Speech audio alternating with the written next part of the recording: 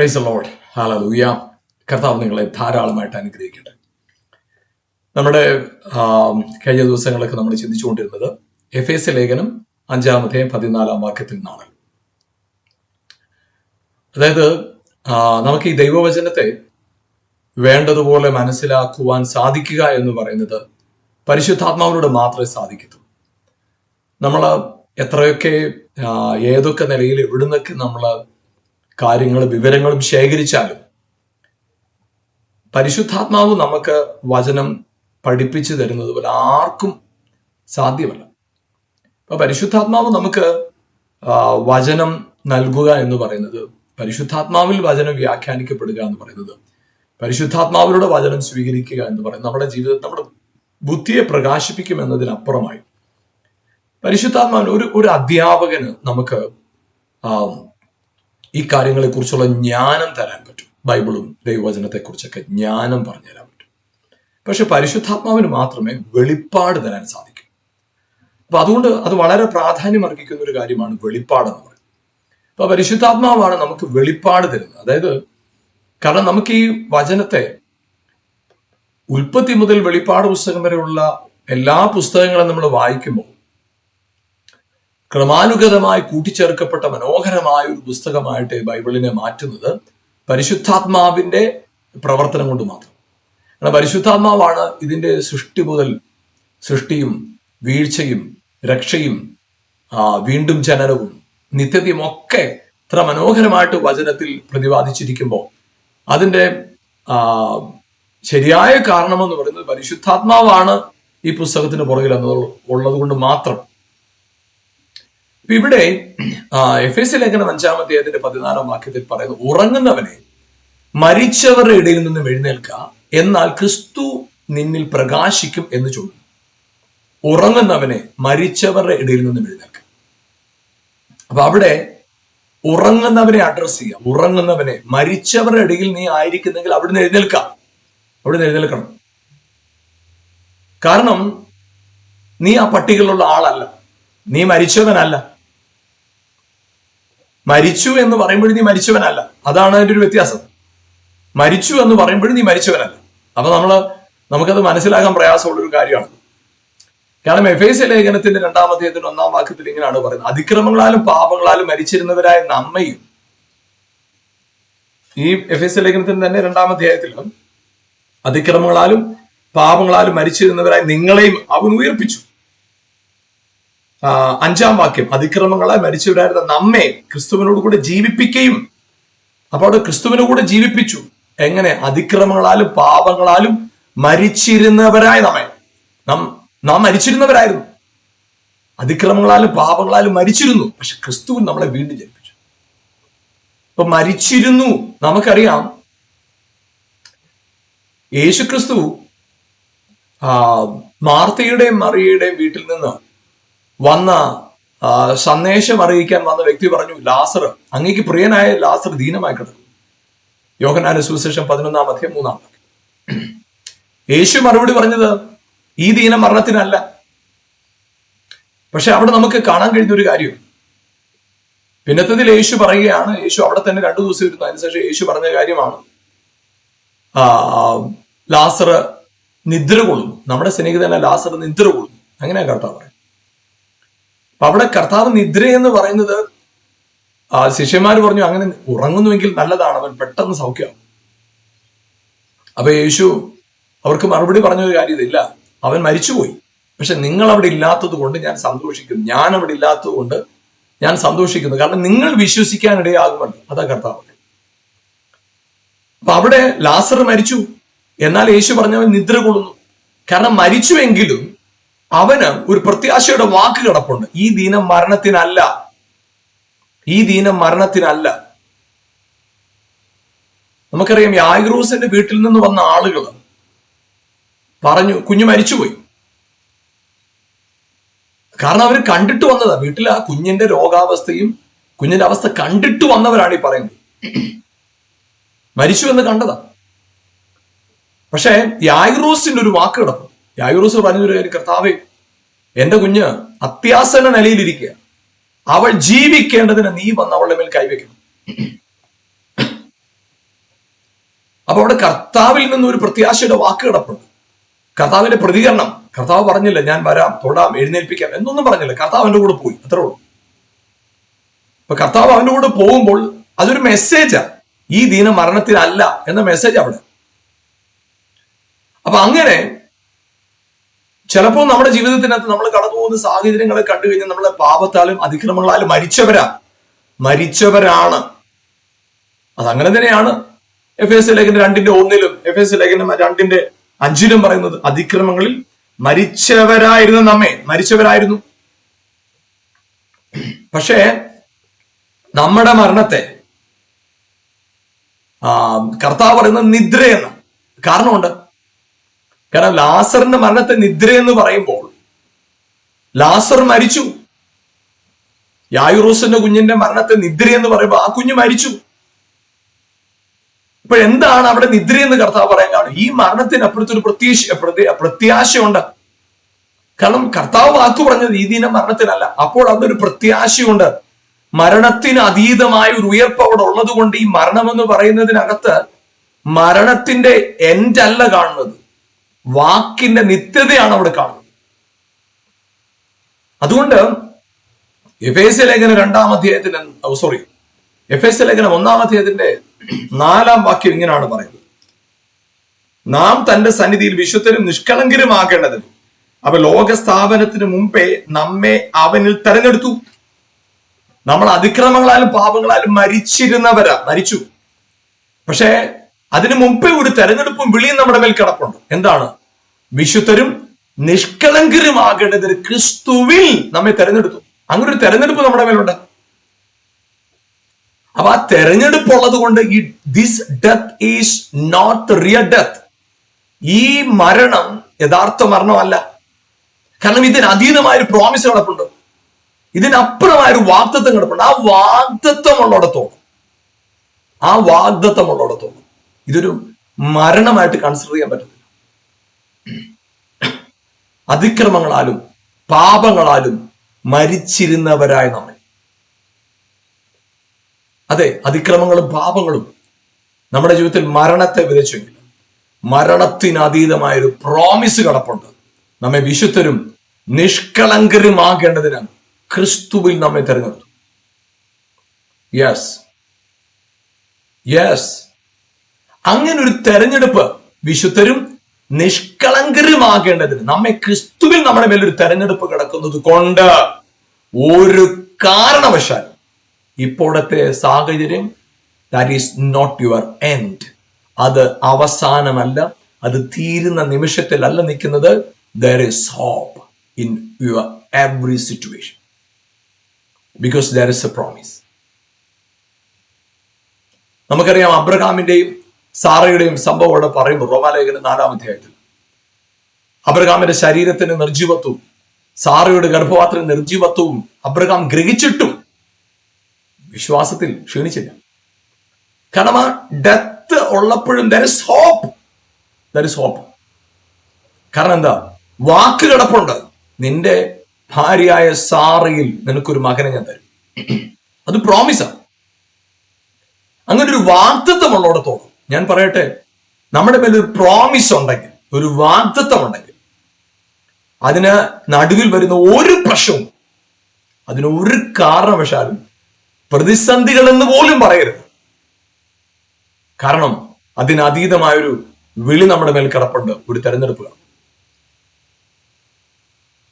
യേശുക്രിസ്തുവിന്റെ ക്രൂശ് മരണം അത് അങ്ങനെ തന്നെയാ പറഞ്ഞത്, മരണം. നമുക്കറിയാം മത്തായിയുടെ സുവിശേഷം 16-ാം അധ്യായത്തില് യേശു തന്റെ ശിഷ്യന്മാരോട് ചോദിച്ചു, പുരുഷാരം എന്നെ എന്തു പറയുന്നു, എന്നെ കുറിച്ച് എന്തു പറയുന്നു? മറുപടി ഇതായിരുന്നു, നീ യെരമ്യാവാണ്, ഏലിയാവാണ്, യോഹന്നാൻ സ്നാപകനാണ്, ആ പ്രവാചകനാണ്. പല അഭിപ്രായങ്ങൾ പറഞ്ഞു. യേശു വീണ്ടും ഒരു ചോദ്യം ചോദിച്ചു, നിങ്ങൾ എന്നെ ആരെന്ന് പറയും? പെട്ടെന്ന് അവരുടെ മറുപടി ഇതായിരുന്നു, നീ ജീവനുള്ള ദൈവത്തിന്റെ പുത്രനായ ക്രിസ്തു. ഇത് പത്രോസ് പറഞ്ഞ മറുപടിയാണ്. പക്ഷെ ഉടൻ തന്നെ കർത്താവ് വേറൊരു കാര്യം വിവരിക്കാനായിട്ട് തുടങ്ങി. കർത്താവ് പറഞ്ഞൊരു കാര്യം ഇതാ, മനുഷ്യപുത്രൻ പാപികളുടെ കയ്യിൽ ഏൽപ്പിക്കപ്പെടാൻ പോകും, അവരവനെ കൊല്ലും, ഉപദ്രവിക്കും, കൊല്ലും എന്ന് കർത്താവ് വ്യക്തമായിട്ട് പറയും, കൊല്ലും എന്ന് തന്നെ പറയും. എന്നാൽ അവിടെ കൊണ്ട് തീർന്നില്ല. കർത്താവ് പറഞ്ഞത് 3-ാം നാൾ ഉയർക്കേണ്ടതാകുന്നു, ഉയർക്കും. അപ്പൊ അങ്ങനെ മരണമുണ്ട്, ഉയർപ്പുമുണ്ട്. അത് ഓൾറെഡി പറഞ്ഞു കഴിഞ്ഞു. അതുകൊണ്ട് തന്നെ മരണത്തിന് പ്രസക്തിയില്ലാത്ത പോലാണ് നമ്മുടെ കർത്താവായ യേശു ക്രിസ്തു ലാസറിന്റെ കല്ലറയുടെ മുമ്പിൽ വെച്ച് കർത്താവ്, ഞാൻ തന്നെ പുനരുത്ഥാനവും ജീവനുമാണ്, I am the life and the resurrection. പക്ഷെ പുനരുത്ഥാനം എന്ന് പറയുമ്പോൾ തന്നെ മരണം അതിനകത്തുണ്ട്, മരണം വരുന്നുണ്ട്. പക്ഷേ കർത്താവ് മരണത്തെ ഗൗനിക്കുന്നില്ല. കാരണം അതിന് അതീതമായൊരു വാഗ്ദത്തം കിടപ്പുണ്ട്, റിസറക്ഷൻ, പുനരുത്ഥാനം. അവന്റെ ദാസനെ ദ്രവത്വം കാണുവാൻ സമ്മതിച്ചതുമില്ല എന്ന് ദാവീദ് പറഞ്ഞൊരു പ്രവചനം. അങ്ങനെ ഒരു പ്രോമിസ് അവിടെ ഉള്ളപ്പോ അവിടെ അതിനൊരു എൻഡ് ഇല്ല, അതിനൊരു എന്താ പറയുന്നത്, അതിനൊരു അവസാനം നമുക്ക് കാണാൻ പറ്റത്തില്ല. നമുക്ക് ദാവീദ് പറഞ്ഞ പ്രവചനത്തെ കുറിച്ച് നമ്മുടെ പത്രോസ് പ്രസംഗിക്കുമ്പോൾ പറയുന്നുണ്ട് അല്ലെ. അവിടെ ഇങ്ങനെയാണ് പറയുന്നത്, അവനെ പാതാളത്തിൽ വിട്ടുകളഞ്ഞില്ല, അവന്റെ ജഡം ദ്രവത്വം കണ്ടതുമില്ല എന്ന് ക്രിസ്തുവിന്റെ പുനരുത്ഥാനം മുൻകൂട്ടി കണ്ടു പ്രസ്താവിച്ചു. ആരാണ്? പ്രവാചകന്മാരെ കുറിച്ച് 25-ാം വാക്യം മുതൽ, അപ്പോസ്തല പ്രവൃത്തി 2-ാമത്തെയും 25-ാം വാക്യം മുതൽ ദാവീദിന്റെ കാര്യങ്ങൾ ഇങ്ങനെ പറയുക. അങ്ങനെ പറഞ്ഞു വരുമ്പോൾ പറയുന്ന ഒരു കാര്യം, ദാവീദ് അവനെ കുറിച്ച് പറഞ്ഞ കാര്യം ഇതാണ്, അവനെ പാതാളത്തിൽ വിട്ടുകളഞ്ഞില്ല, അവന്റെ ജഡം ദ്രവത്വം കണ്ടതുമില്ല എന്ന് ക്രിസ്തുവിന്റെ പുനരുത്ഥാനം മുൻകൂട്ടി കണ്ടു പ്രസ്താവിച്ചു. അപ്പൊ അത് ദാവീദിലൂടെ മുൻകൂട്ടി തന്നെ യേശുവിന്റെ പുനരുത്ഥാനം പ്രസ്താവിച്ചിരിക്കെ മരണം കാര്യമല്ല. അതേ പ്രിയപ്പെട്ടവരെ, ഇവിടെ പറയുന്നത് നിദ്രയാണ്. ഈ സാഹചര്യം ഒരു സ്ലീപ്പിംഗ് മോഡാണ്. നീ മരിച്ചവനല്ല. കാരണം ക്രിസ്തു നിന്റെ മരണത്തിന്റെ ശിക്ഷ ചുമന്നതാണ്. നിങ്ങളുടെ ജീവിതത്തില് നിങ്ങൾ എവിടെയെങ്കിലും വാഗ്ദത്തങ്ങൾക്ക് വിപരീതമായ വെല്ലുവിളികളിൽ കൂടെ പോകുന്നവരെന്നെ കാണുന്നുണ്ട്. നിങ്ങൾക്കൊരു പ്രോമിസ് ഉണ്ട്, പക്ഷെ അതിന് അഗൻസ്റ്റ് ആയിട്ടുള്ള വെല്ലുവിളികളിൽ കൂടെ നിങ്ങൾ പോകുന്നവരാണ്. ആ വെല്ലുവിളികളിൽ കൂടെ പോകുന്ന നിങ്ങളോട് ഈ വചനത്തിൽ നിന്ന് പറയാനുള്ളൊരു ആലോചന ഇതാണ്, നിന്റെ ജീവിതത്തിനകത്ത് ഒരു വാഗ്ദത്തം കിടപ്പുണ്ടെങ്കിൽ ആ വാഗ്ദത്തത്തിലേക്കുള്ള വഴിയിൽ ഉണ്ടാകുന്ന ഒരു പ്രയാസവും നീ കൈകാര്യം ചെയ്യേണ്ട, കർത്താവ് കൈകാര്യം ചെയ്തു. കർത്താവ് അത് കൈകാര്യം ചെയ്തു. ആ ദിവസങ്ങളിൽ നിൽക്കുവാനല്ല, ജയാളിയായി തീരുവാനുള്ള വെളിയും നിങ്ങളുടെ മേൽ കർത്താവ് ഇട്ടിട്ടുണ്ട്. നമുക്കറിയാം, യോസഫിന് കർത്താവ് വാഗ്ദത്തം കൊടുത്തത് വലിയ വാഗ്ദത്തം. 2 സ്വപ്നം കണ്ടു. ആ 2 സ്വപ്നത്തിന്റെയും മുന്നോട്ടുള്ള സാഹചര്യം നോക്കിക്കഴിഞ്ഞാൽ അത് ഇമ്പോസിബിൾ എന്ന് പറയുന്ന പോലെ നിൽക്കുക. ഒന്നാമതായിട്ട് അവന് അടിമയായി, സഹോദരങ്ങൾ അവന് വിറ്റുകളഞ്ഞു, അന്യദേശത്തെത്തി. അപ്പന്റെ കൂടെ ആയിരുന്നുവെങ്കിൽ അപ്പന്റെ ഒരു ഫേവറിൽ ഒരുപക്ഷെ സഹോദരങ്ങൾ ഒരുപക്ഷെ അവനെ വണങ്ങി നമസ്കരിക്കാനൊക്കെ സാധ്യതയുണ്ടായിരുന്നു. കാരണം അപ്പനെ അത്രത്തോളം സഹോദരങ്ങൾക്ക് ബഹുമാനവും ഭയവും. അതുകൊണ്ട് തന്നെ ആ അപ്പനോടുള്ള ബഹുമാനം, അപ്പന് യോസഫിനോടുള്ള അമിതമായ സ്നേഹം കൊണ്ട് പ്രത്യേക വസ്ത്രം തയ്ച്ചു കൊടുത്തു, ഇതെല്ലാം സ്വപ്നം കാണാൻ പറ്റിയൊരു സമയമാണ്. കാരണം മാനസികമായിട്ടും ഒക്കെ പുറമേ അവൻ അത്രത്തോളം റെസ്പെക്റ്റും ബഹുമാനവും ഒക്കെ ഉണ്ട്. വീട്ടിൽ പ്രത്യേക പദവിയുള്ളവനാണ് യോസഫ്. അങ്ങനെ പദവികളെല്ലാം ഉണ്ടായിരുന്ന യോസഫിന് ഈ കണ്ട സ്വപ്നത്തിനൊരു അല്പം എന്താ പറയുക, ഒരു പ്രസക്തി കാണാം. പക്ഷേ പിന്നത്തതിന് ഈ സ്വപ്നം നടക്കാൻ ഒരു സാധ്യതയും ഇല്ലാത്ത നിലവാരത്തിൽ കാര്യങ്ങൾ മാറി മറിഞ്ഞു. യാക്കോബിന്റെ കയ്യിൽ നിന്ന് യോസഫ് തട്ടിമാറ്റപ്പെട്ടു. സഹോദരങ്ങൾ ആരുമില്ല. അടിമത്വത്തിലേക്ക് പോയി. അടിമത്വത്തിൽ കിടക്കുന്ന യോസഫ്, അവിടെ നമുക്ക് കാണാൻ കഴിയുന്ന ഒരു കാര്യം, പിന്നത്തതിൽ യോസഫിന്റെ ജീവിതം കാരാഗ്രഹത്തിന്റെ അവസ്ഥയിലേക്ക് പോയി. ഒരു സാധ്യതയുമില്ലാത്ത നിലയിലേക്ക് കാരാഗ്രഹത്തിലേക്ക് എടുത്തെറിയിട്ടു. ഇനി വാഗ്ദത്തം നിറവേറാൻ ഒരു സാധ്യതയില്ല. അങ്ങനെ ഒരു സാധ്യതയും ഇല്ലാതിരിക്കെ ദൈവത്തിന്റെ പ്രവൃത്തിയോടെ വെളിപ്പെടുക, ദൈവത്തിന്റെ മഹത്വത്തോടെ വെളിപ്പെടുക. ആ ദൈവത്തിന്റെ മഹത്വം വെളിപ്പെട്ടിട്ട് ആ വാഗ്ദത്തം എന്താണ്? ഉറങ്ങിക്കിടന്നവന്റെ വാഗ്ദത്തത്തെ ജീവിപ്പിക്കുക. നമുക്ക് ഓരോരുത്തരിലും യോസഫിന്റെ പിതാവായി യാക്കോബിലും നമ്മൾ ഇത് തന്നെ കാണുന്നു. സഹോദരനെ വാഴുമെന്ന്, ജ്യേഷ്ഠനെ വാഴുമെന്നൊക്കെയായിരുന്നു പ്രോഫസി, വാക്തത്വം. ആ പ്രോമിസ് ഒന്നും നടക്കുന്ന പോലെ അല്ല ഇപ്പോഴത്തെ സാഹചര്യം. ലാബാന്റെ വീട്ടിൽ ആടുകൾ മേയ്ക്കുക, 10 പ്രാവശ്യം അവന്റെ അവകാശം മാറ്റിമറിക്കപ്പെട്ടു. പക്ഷെ പിന്നത്തതിൽ കർത്താവ് പറഞ്ഞതിന് കർത്താവ് നിവർത്തിച്ചു. ഇവിടെ നമ്മുടെ ജീവിതത്തിനകത്ത് ഉറങ്ങുന്നവനെ മരിച്ചവരുടെ ഇടയിൽ നിന്ന് എഴുന്നേൽക്കാം. യേശുക്രിസ്തുവില് നാം ലോകസ്ഥാപനത്തിന് മുമ്പേ മുൻനിർണയിക്കപ്പെട്ടു എന്ന ബോധ്യം നിങ്ങളുടെ അകത്തുണ്ടെങ്കിൽ നിങ്ങൾ ഇപ്പോൾ കാണുന്ന വിഷയങ്ങളെ മറികടക്കുന്ന ഒരു അഭിഷേകം നിങ്ങൾ തിരിച്ചറിയും. നിങ്ങളുടെ സാഹചര്യങ്ങളും വെല്ലുവിളികളും പ്രതിസന്ധികളും കണ്ട് നിങ്ങൾ തളർന്നു പോകരുത്. That is not the end. അത് അവസാനമല്ല. That is hope, because you are in Christ. അവിടെ പ്രത്യാശയ്ക്ക് വകയുണ്ട്, കാരണം നിങ്ങൾ ക്രിസ്തുവിലാണ്. ഇപ്പൊ യേശു ക്രിസ്തു മരണം മുമ്പിൽ കണ്ടുകൊണ്ടിരിക്കുന്ന യേശു പറയുകയാണ്, I am the resurrection and the life. ഞാൻ പുനരുത്ഥാനവും ജീവനും. അതെങ്ങനെയാ? മരിക്കാൻ പോവില്ലേ? അപ്പൊ യേശു പറയുന്നത്, ഞാൻ ആ മരണത്തെ ഗൗനിക്കുന്നില്ല. എന്റെ ഫോക്കസ് റിസറക്ഷനില്ല. ദ്രവത്വം കാണാൻ സമ്മതിക്കത്തില്ലെന്ന് പറഞ്ഞൊരു പ്രോമിസ് കിടന്നു. മരിക്കത്തില്ലെന്നുള്ള പ്രോമിസ് കിടപ്പുണ്ട്. ആദ്യവും അന്തവുമാണെന്നുള്ള ഉറപ്പ് അവന്റെ അകത്തുണ്ട്. Praise God. പ്രിയപ്പെട്ടവരെ, ഇവിടെ ഉറങ്ങുക, മരിക്കുക, ഈ 2 കാര്യം പറഞ്ഞു. ഉറങ്ങുന്നവനെ മരിച്ചവരുടെ ഇടയിൽ നിന്ന് എഴുന്നേൽക്കും. അപ്പൊ ഈ ഉറക്കവും മരണവും, അതായത് പ്രത്യാശ. മരിച്ചുപോയ ഒരാളെക്കുറിച്ച്, മരിച്ചുപോയൊരു വ്യക്തിക്ക് നാളെക്കുറിച്ച് പ്രതീക്ഷയ്ക്ക് വകയില്ല. പക്ഷേ മരിച്ചുപോയ വ്യക്തിക്ക് നാളെക്കുറിച്ച് പ്രതീക്ഷയ്ക്ക് വകയില്ല. പക്ഷെ ഉറങ്ങുന്നവന് നാളെക്കുറിച്ച് പ്രതീക്ഷയുണ്ട്. There is hope about tomorrow. There is hope about next day. There is hope about future. ഭാവിയെ കുറിച്ച് ഒരു പ്രതീക്ഷയുണ്ട്, പ്രത്യാശയുണ്ട്. ആർക്കാ? ഉറങ്ങുന്നവന്. എന്താ കാര്യം എന്നറിയാം? ആമേൻ. ഞാൻ പാപത്തിൽ വീണവന്, ഞാൻ പാപം ചെയ്തവന്. പക്ഷെ എനിക്കൊരു കാര്യം അറിയാം, എന്റെ പാപത്തിന് വില കൊടുത്തൊരു കർത്താവുണ്ട്. എന്റെ പാപത്തിന് പരിഹാരം വരുത്തിയൊരു നാഥനുണ്ട്.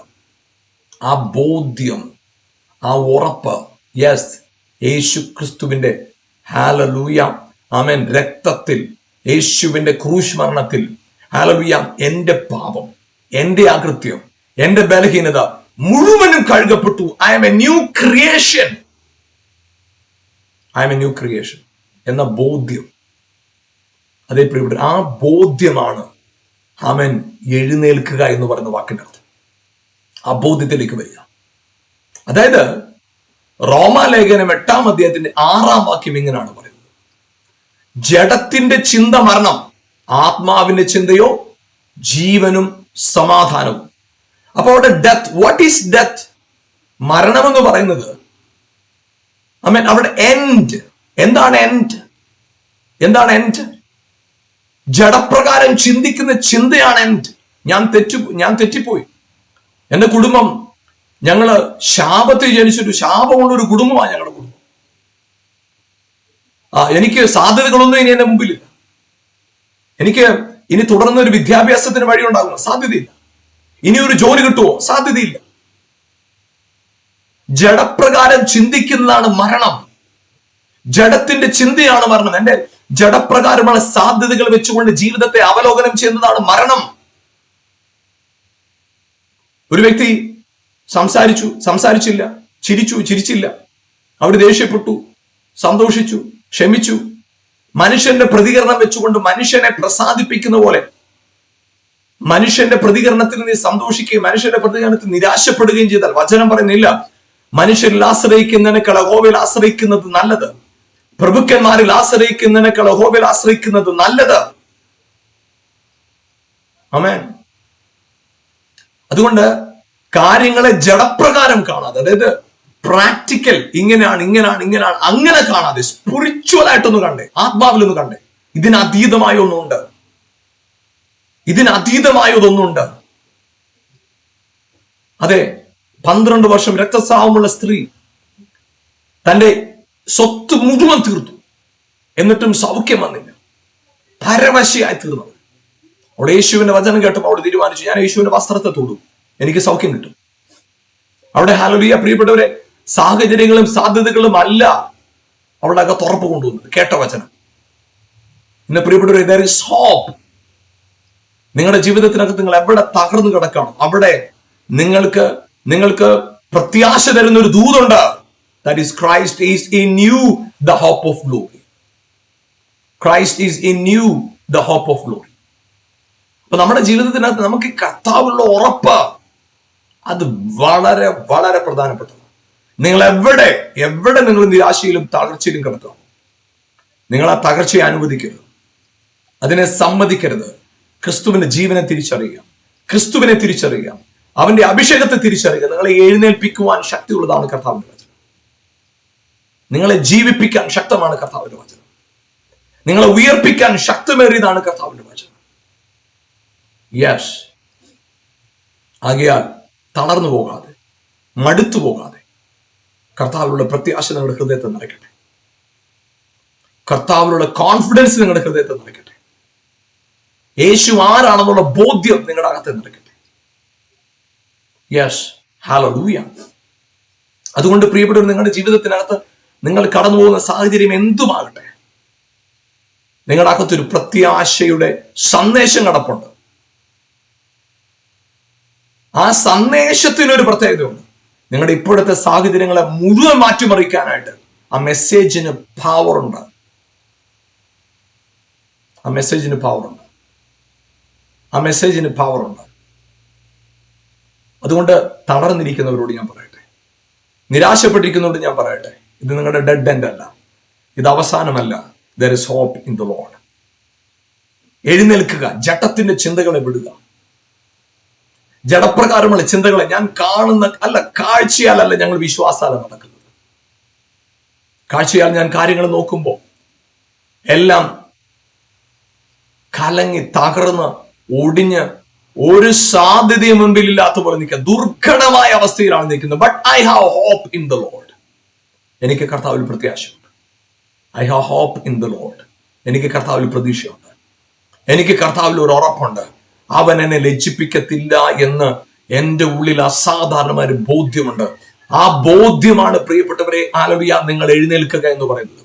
ആ ബോധ്യം പ്രാപിക്കുന്നതിനാണ് എഴുന്നേൽക്കുക എന്ന് പറയുന്നത്. അത് ഒരു കസേരയിൽ ഇരുന്ന് എഴുന്നേൽക്കുന്നത് നിങ്ങൾ ശാരീരികമായി ചെയ്യുന്ന ഒരു പ്രക്രിയയായിട്ടല്ല ഇവിടെ പറയുന്നത്. നിങ്ങളുടെ ബോധ്യം ഒന്ന് തുറക്കട്ടെ, നിങ്ങളുടെ മനസ്സ് തുറക്കട്ടെ. No more death, no more curse, no more sickness, no more poverty, because I am in Christ. അതായത് പ്രിയപ്പെട്ടവർ, ഇത് സമൃദ്ധിയുടെ സുവിശേഷമല്ല, ഇത് ക്രിസ്തുവിന്റെ സുവിശേഷം. ഇത് സമൃദ്ധിയെ കുറിച്ചല്ല പറയുന്നത്, ക്രിസ്തുവിനെ കുറിച്ചാണ്. ക്രിസ്തുവിനാണ് ഈ സമൃദ്ധിയും സന്തോഷവും സൗഖ്യവും എല്ലാം ക്രിസ്തുവിലാണ്. അത് നിങ്ങളൊന്ന് തിരിച്ചറിയാമോ? എന്റെ ഈ സാഹചര്യത്തിന്, ഇപ്പോൾ ഞാൻ ആയിരിക്കുന്ന അവസ്ഥയ്ക്കും അതീതമായ ഒരു ദൂതന്റെ മേൽ കിടപ്പുണ്ട്, ഒരു വാഗ്ദത്തം എന്നെ കുറിച്ചുണ്ട്. I believe in the word of God. ഞാൻ ദൈവവചനത്തിൽ വിശ്വസിക്കുന്ന ആളാണ്.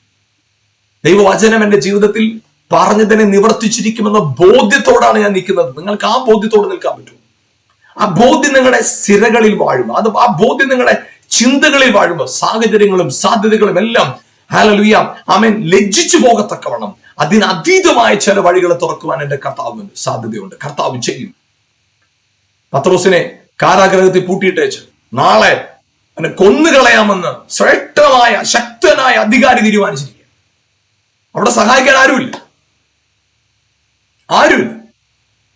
പക്ഷെ കുറച്ചുപേർ ഒരുമിച്ചിരുന്ന് എവിടെ ഇരുന്ന് പ്രാർത്ഥിക്കുന്നു. സഭ കൂടിയിരുന്ന് പ്രാർത്ഥിക്കുക. പത്രോസിന്റെ സാഹചര്യത്തിൽ കഴിഞ്ഞു എന്ന നിലയാ. പക്ഷേ ദൂതൻ ആ കാരാഗ്രഹത്തിനകത്ത് ഇറങ്ങി അവന്റെ വിലാപം തട്ടി. അവിടെ എഴുന്നേൽക്കാൻ പറഞ്ഞു. അവൻ എഴുന്നേറ്റപ്പോ അവന്റെ മേലിൽ നിന്ന് ചങ്ങലകളെ കഴിഞ്ഞു.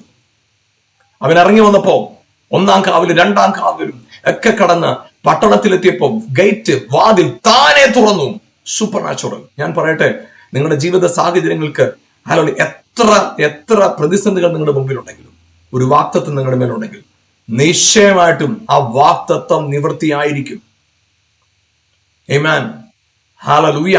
അതുകൊണ്ട് പ്രിയപ്പെട്ടവരെ, ഉറങ്ങുന്നവന് മരിച്ചവരിൽ നിന്ന് എഴുന്നേൽക്കാം.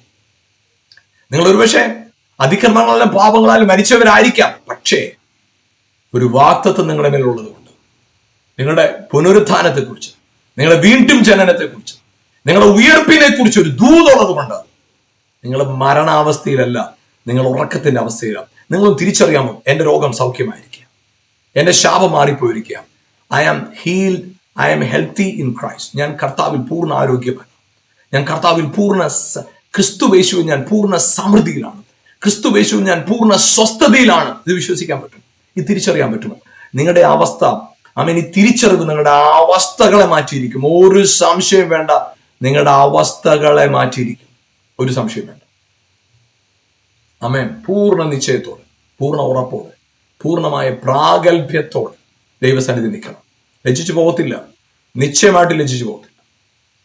നിങ്ങളുടെ കരം പിടിച്ച് ഉയർത്തി നടത്തുവാൻ എൻ്റെ ദൈവം ശക്തനാണ്. ലജ്ജയ്ക്ക് അവനെ ഏൽപ്പിച്ച് കൊടുക്കത്തില്ല എന്നത് 100% ഉറപ്പ്, 100% ഉറപ്പ്. ആമേൻ. അതുകൊണ്ട് ഉറങ്ങുന്നവനെ മരിച്ചവരുടെ ഇട്ടയിൽ നിന്നും എഴുന്നേൽക്കാം. Praise God. ഒരുമിച്ച് പ്രാർത്ഥിക്കാം. ഞങ്ങളുടെ നല്ല കർത്താവെ, അനുഗ്രഹിക്കപ്പെട്ട സമയത്തിനായി സ്തോത്രം. കർത്താവെ, ഈ പ്രോഗ്രാമിനോട് എന്നെ കണ്ടുപിടിക്കുന്ന പ്രിയപ്പെട്ടവർക്ക് സ്തോത്രം ചെയ്യുന്ന യേശുവിന്റെ നാമത്തിൽ അവരുടെ ജീവിതത്തിനകത്ത് കർത്താവിന്റെ ജീവനും സാന്നിധ്യവും ഭക്തിക്കും നന്മയ്ക്കും അനുഗ്രഹത്തിനും വേണ്ടിയുള്ളതെല്ലാം ഇപ്പോൾ ചൊരിയപ്പെടട്ടെ. എല്ലാ ബലഹീനതകളും മാറിപ്പോകട്ടെ. കർത്താവരുടെ പ്രസന്റ് സിറ്റുവേഷൻ കൈവിടപ്പെട്ടതായിരിക്കാം, നിരാശയിലായിരിക്കാം, ചതിക്കപ്പെട്ടതായിരിക്കാം. കർത്താവ് ഇന്ന് യേശുവിന്റെ നാമത്തിൽ അവരുടെ മേൽ ഒരു അസാധാരണമായ വിടുതലിന്റെ പ്രവൃത്തി നടക്കട്ടെ. ബലം വെളിപ്പെടട്ടെ, ശക്തി വെളിപ്പെടട്ടെ. ഇപ്പോൾ തന്നെ ആ കുരുക്കുകൾ അഴിയട്ടെ, അവർ കെട്ടപ്പെട്ടിരിക്കുന്ന കെട്ടുകൾ അഴിയട്ടെ, അഭാരങ്ങൾ മാറിപ്പോകട്ടെ. ഇപ്പോൾ തന്നെ രോഗാവസ്ഥകളുടെ മേൽ സൗഖ്യത്തിന്റെ ശക്തി അവരിലേക്ക് ഒഴുകട്ടെ. പരിപൂർണമായ വിടുതൽ ഇപ്പോൾ തന്നെ സംഭവിക്കട്ടെ. Yes Lord, in the mighty name of Jesus. ആരോഗ്യം ഉണ്ടാകട്ടെ, ബലം വെളിപ്പെടട്ടെ. Yes Lord, hallelujah. എത്ര മാരക രോഗമാകട്ടെ, ഇപ്പോൾ യേശു ക്രിസ്തുവിന്റെ നാമത്തിൽ ഈ നിമിഷം തന്നെ ആ ശരീരങ്ങളിലേക്ക് സൗഖ്യമാക്കുന്ന ശക്തി പുറപ്പെടട്ടെ. പൂർണ്ണ ആരോഗ്യത്തോടെ എഴുന്നേൽക്കട്ടെ. കുടുംബങ്ങളായ വ്യക്തികളായിട്ട് അനുഗ്രഹിച്ചാട്ട് എല്ലാ സാമ്പത്തികമായുള്ള അടഞ്ഞ വാതിലുകളെല്ലാം തുറന്ന് പുത്തൻ വഴികൾ അവരുടെ മുമ്പിൽ തുറക്കപ്പെടട്ടെ. അൺഎക്സ്പെക്ടഡ് ഡോറുകൾ അവരുടെ മുമ്പിൽ തുറക്കപ്പെടട്ടെ. കർത്താവേ, ഹല്ലേലൂയ. കർത്താവ് അത്ഭുതം ചെയ്തു കഴിഞ്ഞതിനായിട്ട് സൂപ്പർ നാച്ചുറൽ ഫേവർ അവരുടെ മുമ്പിൽ കർത്താവ് ഒരുക്കി കൊടുത്തിരിക്കുന്നതിനായിട്ട് നന്ദി പറയും. അനുഗ്രഹിച്ച് പ്രാർത്ഥിക്കുന്നു യേശുവിൻ നാമത്തിൽ പിതാവേ, ആമേൻ, ആമേൻ. ഹല്ലേലൂയ. പ്രിയപ്പെട്ടവരെ, കർത്താവിൽ നിങ്ങൾ അനുഗ്രഹിക്കപ്പെട്ടവരാണ്. ആ ബോധ്യം നിങ്ങളുടെ അകത്ത് വാഴട്ടെ. യെസ്, ഈ പ്രോഗ്രാം നിങ്ങൾക്ക് അനുഗ്രഹമായിരുന്നു എന്ന് വിശ്വസിക്കുന്നു. മറ്റുള്ളവർക്ക് ഈ പ്രോഗ്രാം പരിചയപ്പെടുത്തുകയും ഈ പ്രോഗ്രാമിന് വേണ്ടി പ്രാർത്ഥിക്കുകയും ചെയ്യുക. ഒപ്പം ഞങ്ങളുടെ പുസ്തകങ്ങൾ സൗജന്യമായി ലഭിക്കാനായിട്ട് ഈ കാണുന്ന നമ്പറിൽ ഞങ്ങളുമായി ബന്ധപ്പെടുക. നിങ്ങൾക്ക് ആ പുസ്തകങ്ങൾ തികച്ചും സൗജന്യമായി ലഭിക്കും. നിശ്ചയമായിട്ടും അത് നിങ്ങൾക്ക് പ്രയോജനകരമായിരിക്കും. കർത്താവ് നിങ്ങളെ ധാരാളമായി അനുഗ്രഹിക്കട്ടെ. ആമേൻ.